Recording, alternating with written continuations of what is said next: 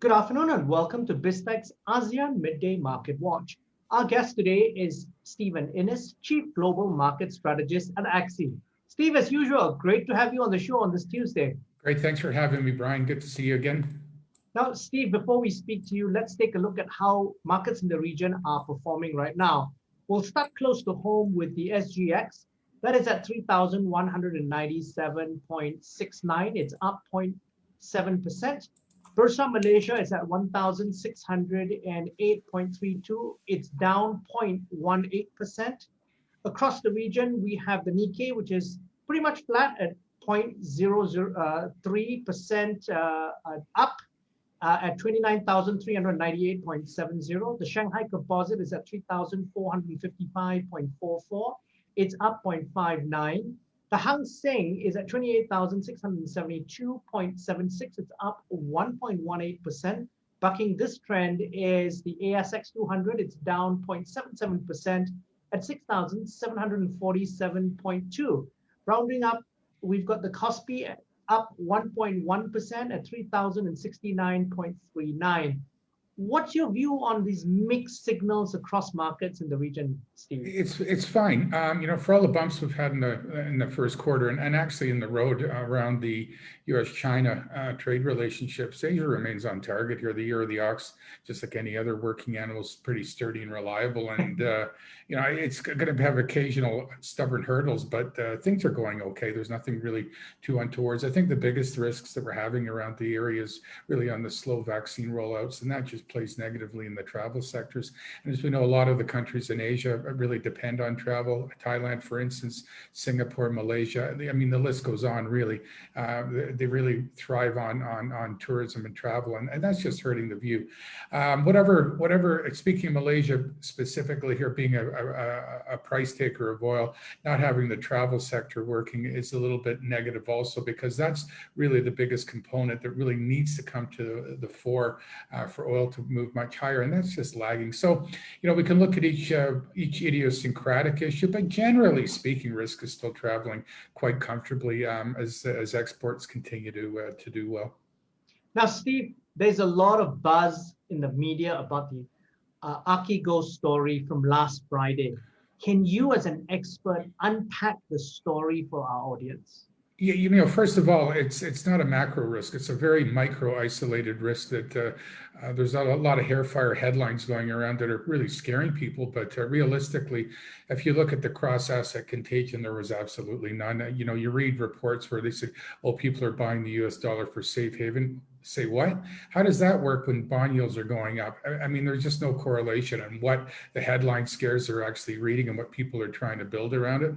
Look, Goldman Sachs, Credit Suisse, or whoever else was banking this payroll just gave too much credit to an unwise risk management situation. We've got to get into a bad trade, and then it's time to pay the piper, pay the margin piper. They didn't come up with the funds quick enough, so they're forced to liquidate some assets initially. But Street got wise of it. They called a quorum of all the prime brokers and called a quorum of all the banks. What do you want to do about this? Knowing the footprint that it would leave on the markets if they actually sold big block shares. Regardless of that, they went and did it anyway. Somebody broke ranks.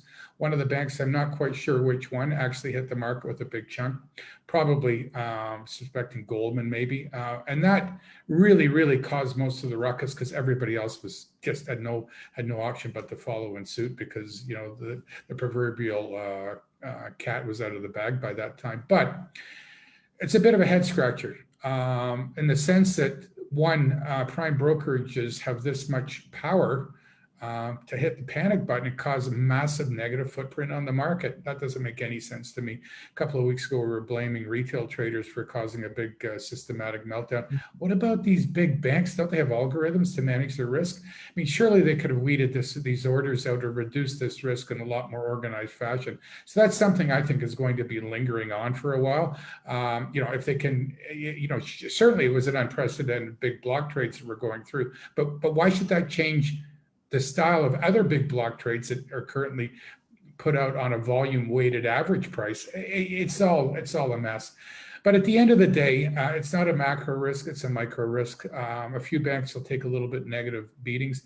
So the unfortunate part of all this, however, is the retail trader or the investor that was in those stocks that get hit the hardest, and that's going to be a problem. If you own bank shares, well, just hold on to them because the banking sector is not going away. None of these banks are going to run into default. Even a $2 billion loss is but a drop in the pond for them. So that's not going to be a big risk. Just ignore this kerfuffle that's going on. Risk sentiment's coming back. There's a lot of positive being made in the markets right now. Economic data is going to soar in Q2, and this is what we should be focusing on.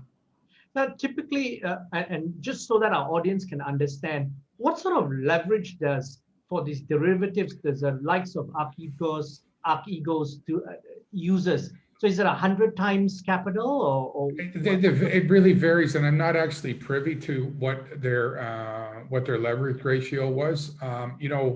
Leverages can really be random, provided you support the margin.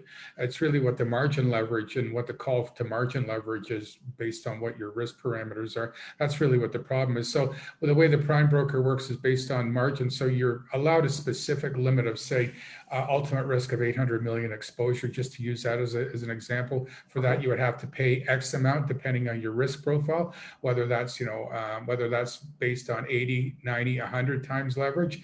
Then you continually have to top up that margin account to maintain adequate margin facilities, whether that takes a daily input, which really they'll call your margin at 3 o'clock, and you're given about 12 hours under most agreements to really replenish that margin.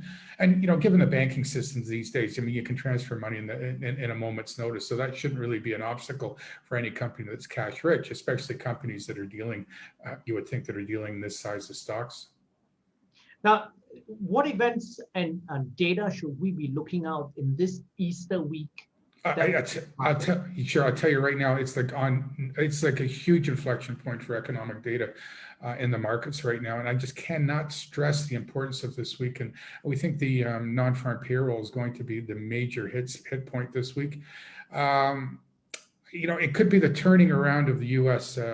Jobs market. We're looking for pretty hefty 700,000 jobs being created, but I wouldn't surprise if it comes out more. Warmer weather, stimulus checks arriving on people's doorsteps are getting put right into the market. So that creates jobs. Warmer weather creates jobs in the construction site after the Texas freeze and after the cold winter snap we've had. I think things are going to lift off, and this is something we have to be watchful. But what does that mean for the inflation?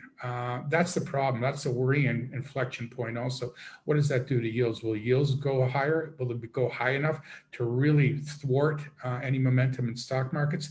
There's a lot of complications to deal with, and this is why we're seeing risk sort of not fly off the handle right now, because we actually, everybody's quite aware that we're going into a real super gross side of the market, but they just don't know what yields are going to do and how quickly the market's going to reprice in the Fed liftoff dates. All concerns are hitting markets this week, so it's a big week for risk markets coalescing around non-farm payroll on Friday.